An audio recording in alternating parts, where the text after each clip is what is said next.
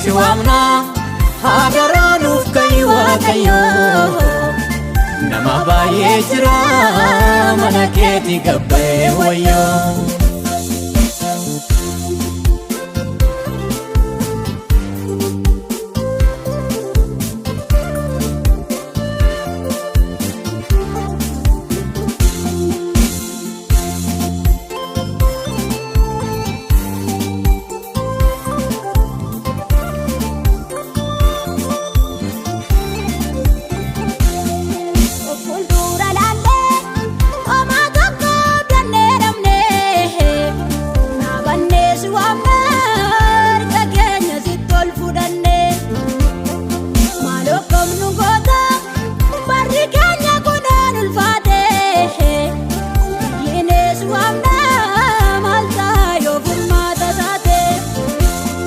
Malokam nugota barri keenya kunuun ulfaate iyyine si waamna maalta yoo furmaata taate Gaime maala akkata deemtaa nu rakkise nama baay'ee dhabnee ilaallee kanatti guddiste iyyine si waamna haadaranuuf kai waaqayyo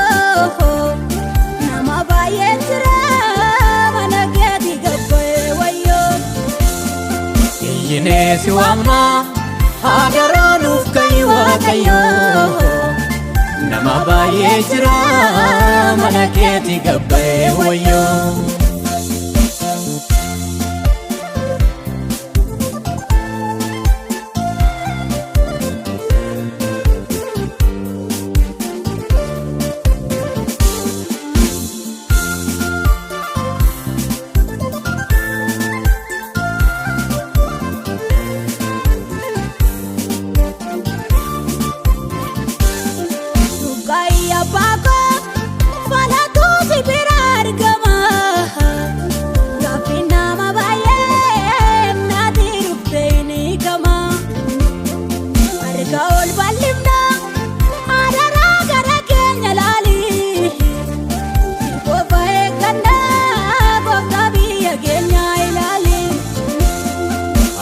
ol ballimna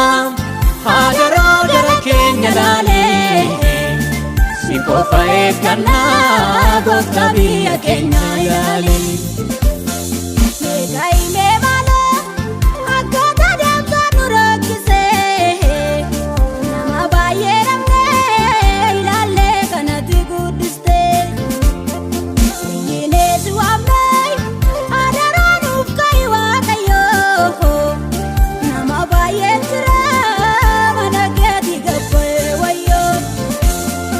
iyyine si waamna haadaranuuf kai waaqayyo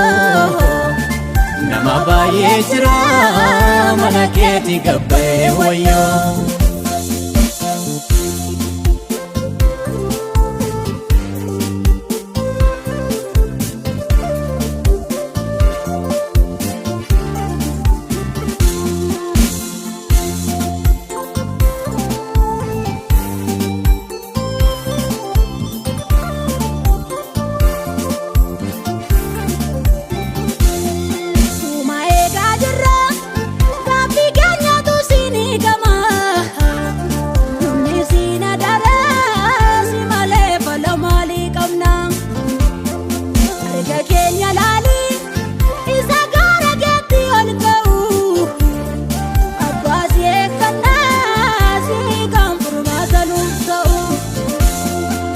Mimmaan ilaali isa gaara keettoon nu faca'u abbaa si eeggannaa si kan furmaata nu ta'u